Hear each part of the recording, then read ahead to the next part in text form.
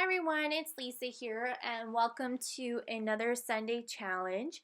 Today we are using the Mistable products that are available from Heidi Swap, and I have a lot of older, these are actually like the memory files that have like the resist, and actually I got them from a Studio Calico kit forever ago, so I'm going to put them to some good use today. So I am using the Tinsel Tropicana Teal and Primrose Color Mist by Heidi Swap.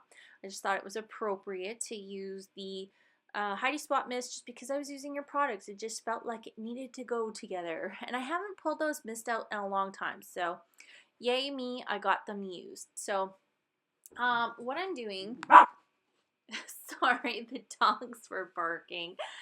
So what I actually did is I cut down the files so that way I could use them as a pattern paper in the background. And I'm using a white piece of cardstock, and then I'm just going to mat everything down and put it on top of the cardstock. So I cut down that gray piece. I don't even know what size it was. I just trimmed it out so that way there was like a little tab section that was like indented in, and I cut that off, and then I cut like a rough side of the cardstock or that file off, and that was the size that I just went with. And then this piece is from the polka dot party from Dear Lizzie, and I just matted that on the other side. You can see I used my pencil just to make sure that I had it fit right on the page. So this is a picture of, there's actually two pictures here of Sandra and I when I went down to Tennessee in November. And it's funny because everybody says we are starting to look like each other. So I thought it would be fun to do a layout to say, like, you know, that, I don't know, we're like morphing into each other. So I wanted to do a layout like that. So I'm just looking through my stash of things that I want to use up. So I'm going to take a piece of this pink paper, and it's from one of the back sides of the paper from the February kit that I had made up. There is a video for that, so make sure you check that out. And then you can see all the supplies that were in that kit. And then for using the rest of those files, what I did is actually making almost like their own Polaroid frames. So I'm just kind of like matting them and then cutting them around. You can see one has that little bracket kind of look to it, and the other one has that little scallop look. So it kind of adds a little bit of interest rather than it just being a plain square mat.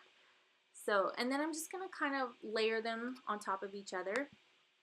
So I'm just going to continue on adding some embellishments to this layout.